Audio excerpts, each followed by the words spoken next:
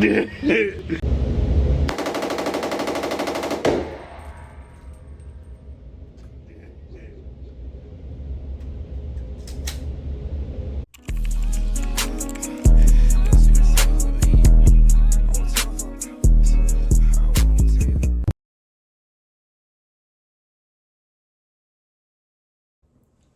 right, so look, now let's talk about it. So I put the FRT inside the AR, and basically I want to say shout out to Dogwalk Armory because I started the day off Black Friday looking for something for the Micro Draco because I heard if you put one inside of a force reset trigger inside of a Micro Draco or any AK platform, it sounds like a helicopter. I ain't trying to fly nowhere, but I know it just sounds fun, and that's basically one of my fun toys. So basically, I ended up putting it inside of this, and basically, I do have to disclose I did have some problems with it because I think it's because I didn't install this piece right here. That's hence to the reason why I'm making this video, because I'm finna reinstall this and somewhere down the line. We're gonna go test it out at the gun range, or maybe the land in Louisiana, and basically just do a Twitch test and see if the issue is solved. But let me explain what force reset trigger is. So force reset trigger is essentially, with this trigger, you have 3 different selector modes. You have semi, which is 1 round per trigger pull. Nothing happens when you let go. Super safety, which is force reset. So it's simply this. So, I gotta get my thoughts together, I just ate. So super safety, essentially, you apply pressure to the trigger. As the bolt come back, it calmly, you can feel the bolt pushing the trigger up forward, meaning the forward trigger assists. And basically, as the bolt closes again, okay, that's one issue that I'm trying to fix because I've been doing that a lot as of lately. So as the bolt closes, you can feel the pressure being applied to the trigger, allow you to send another round out. That's why it's called force reset trigger. So the bolt is forcing the trigger to reset, and as the trigger reset, if you keep applying pressure to the trigger, essentially the trigger will go instead of like bow, bow, bow, bow. And then we got safety. So safety, obviously nothing happens on safety. Super safety, fun mode, and semi is boring mode. So that's what this gun essentially consists of right now. And like I said, I actually stumbled upon this. That's why I said shout out to Dogwood Armory. I ended up getting this and this. We're gonna talk about this in the next video. Is it still in here? Yeah, we're gonna talk about this in the next video when it comes to my little fun toy, my Turris 22. And I know a lot of people may see it going around. It's a very fun gun. If you want one, go buy it. Get that little part. Don't carry it every day because I do feel like the ATF might do some stupid stuff and reclassify machine guns. But, boom. So the problems that I did have with this gun as of right now, when I went to the range with my girlfriend, her brother, and things like that, we ended up sending some rounds down range. Me, honestly, I was focused on the 300 Black. That's the first gun I pulled out, the first gun I started shooting. I'm starting to shoot it. Go semi first just to see if the rounds functioning perfectly. 1, 2, 3, maybe 4 rounds go out. Then I switch it to force reset mode, pull the trigger, basically bolt lock back. And I can insert that right here. Huh?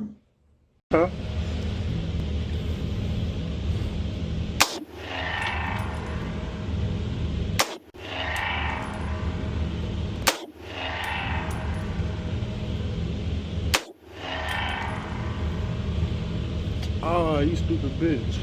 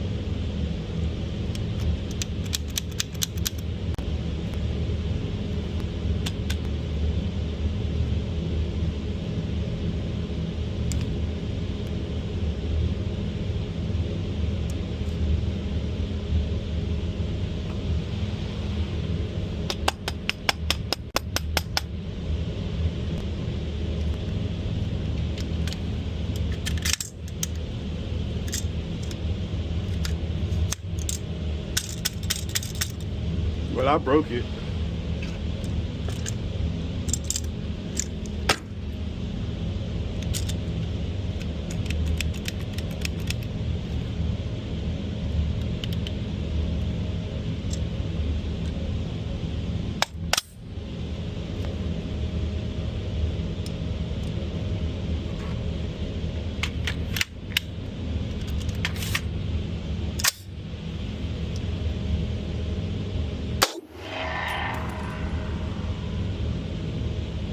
Bro, what the fuck is going on?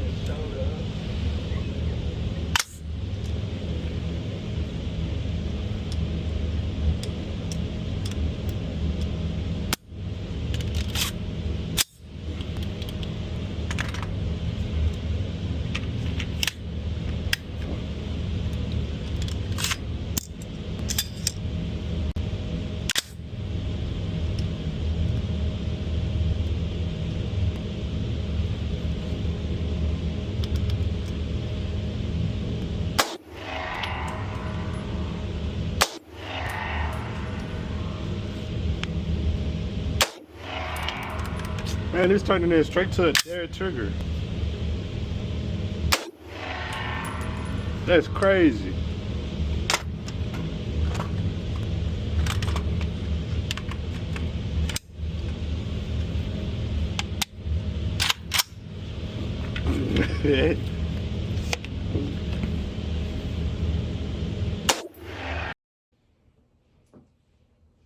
As I was doing research on it, and as I was talking to people who work at the gun range, they would say maybe I'm holding the trigger too hard, or maybe it could just be that I need to change the buffer weight that's inside my buffer tube. Then they took it apart and seen that I had an H2 buffer, and they said it should run perfectly fine.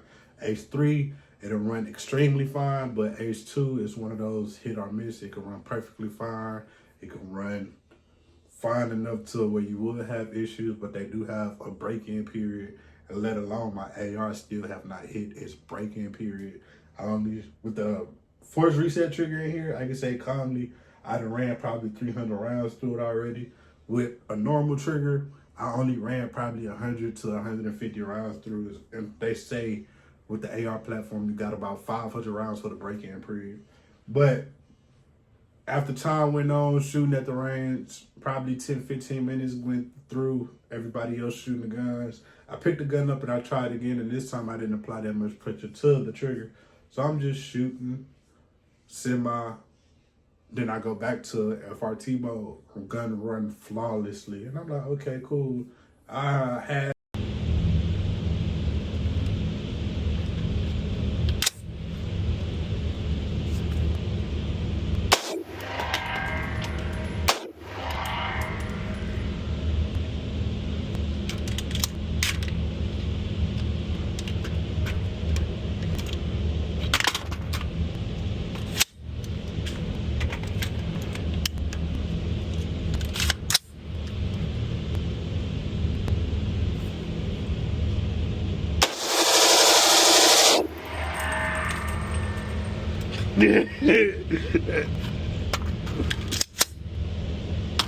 yeah.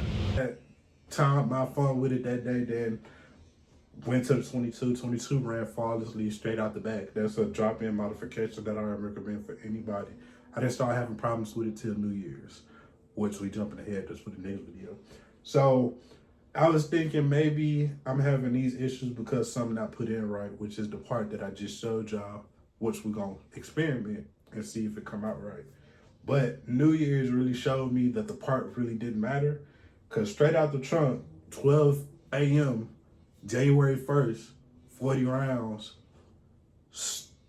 straight, 30 rounds straight, another 30 rounds straight. I didn't have problems until I got to my last 30 round mag, which was, instead of the boat liking back this time, which was happening is the fact that I will apply pressure and it stop shooting. Like after 3-4 shots, it'll stop shooting. 3-4 shots, stop shooting. 3-4 shots, stop shooting.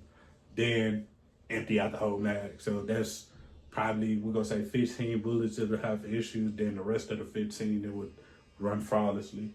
So a lot of people gonna say maybe it's the mags. It's not the mags. I explained that in the other videos. It's actually the ammo that I was running that was giving me issues. Now that I switched the ammo, I'm running flawlessly. The only ammo that I kind of run in this gun as of right now.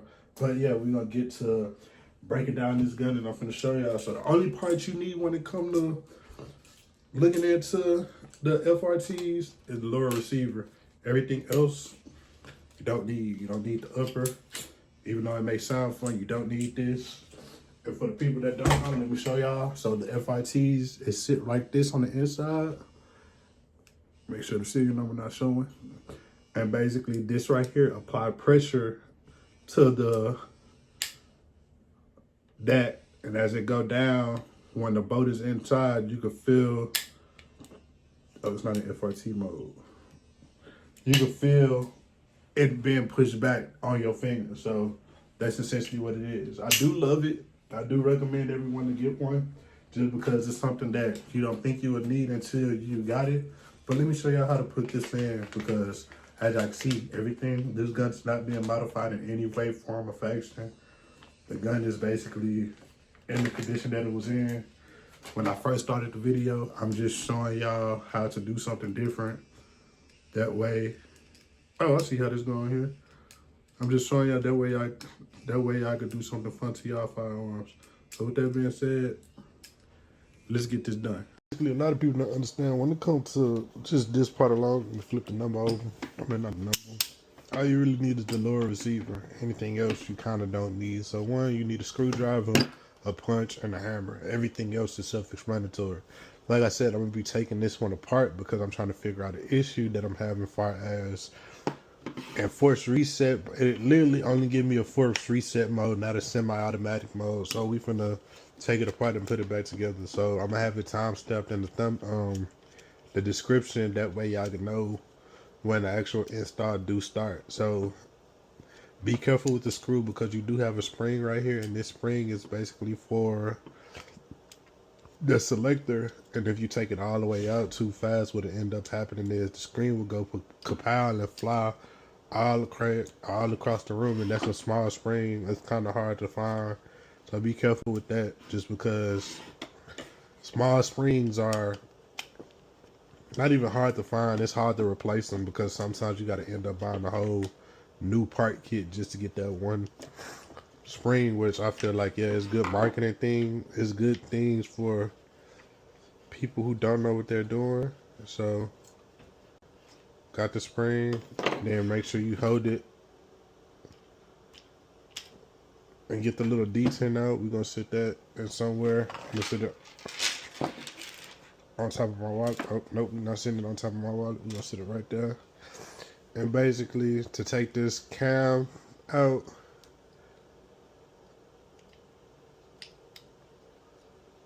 and we gotta take the other stuff out too.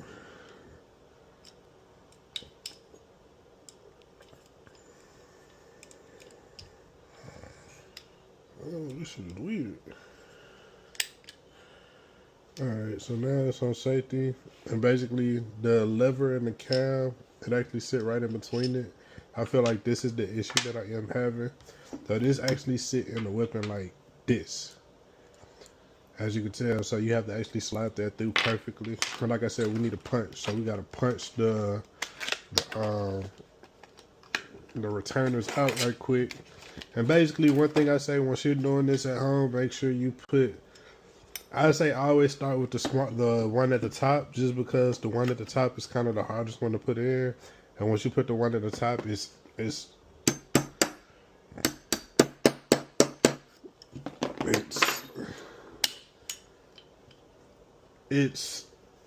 less difficult. So yeah, we about to start with basically go over and inspect all the parts, just because the issues that I'm having.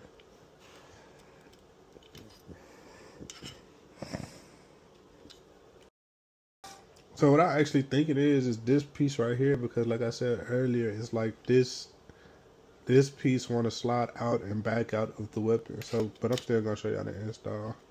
That way y'all know how to do it. You can go ahead and snipe the trigger right out. Pull the trigger out.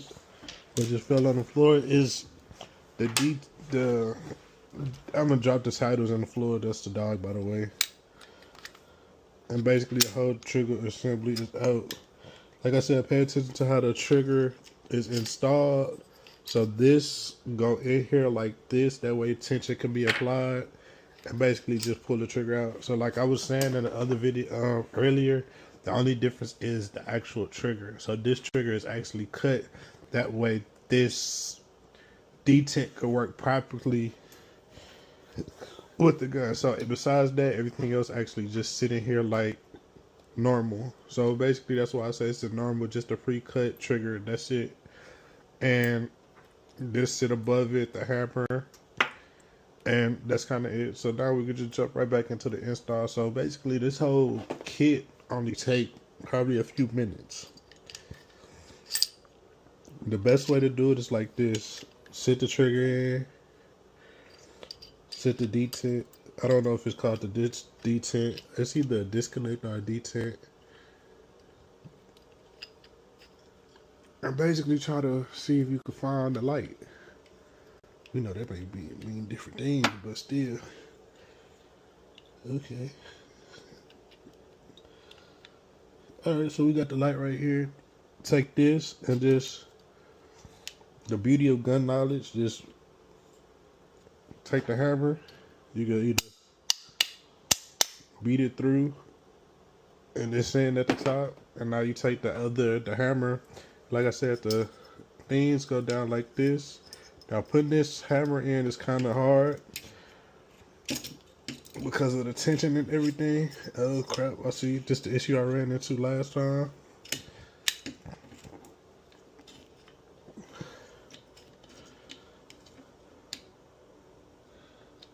But once you get it in there, you just, same thing, hammer, beat it in.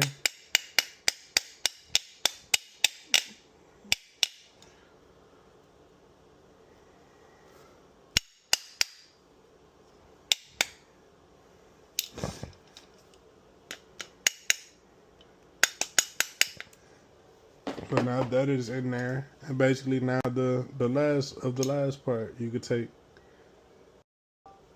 So you could take this right here, and remember this is directional. So wherever you see these grooves right here, it have to line up where the pins for the where this goes. So this will go in from this side. From this side, you'll grab the lever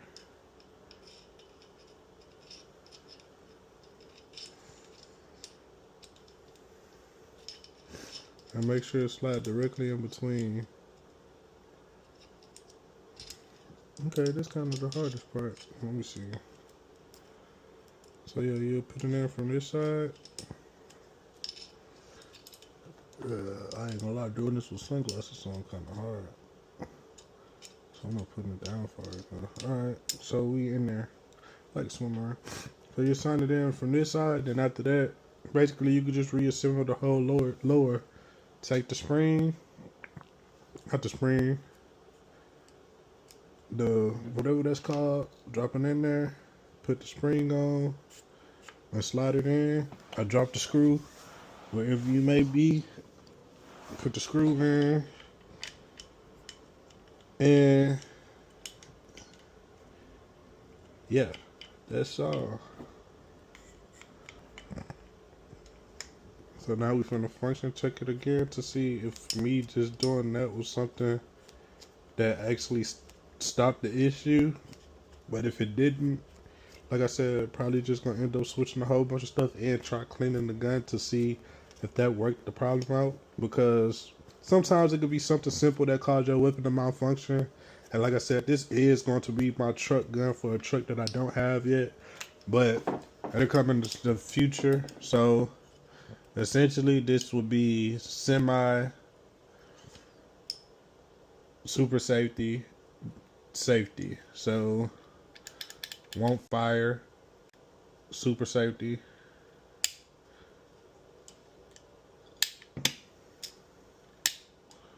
And that's all. Alright, so from that little tear down and put back together, that did solve my issue mechanically. So now, I don't know what I thought that was. I forgot I had a fishing rod. I just seen something black and white in the camera. I was like, what the hell is that? Which y'all might see a fishing vlog before y'all see the tears, whatchamacallit, getting installed. But I'm getting on track. So that did solve it mechanically. Now I do have to run some rounds through it to see if it solved it physically. Because one thing I don't want to do is basically put it in somebody's hands and they can't experience the forced reset mode. And that, so y'all might see a range day sometime soon. I do have to order more bullets. I used all of them on New Year's except for the ones I have over my one mag home defense gun right now, so we can't do that. And yeah, so I'm gonna see y'all in the next video. Stay tuned. We on the road to 10K. Hopefully we be there before my birthday.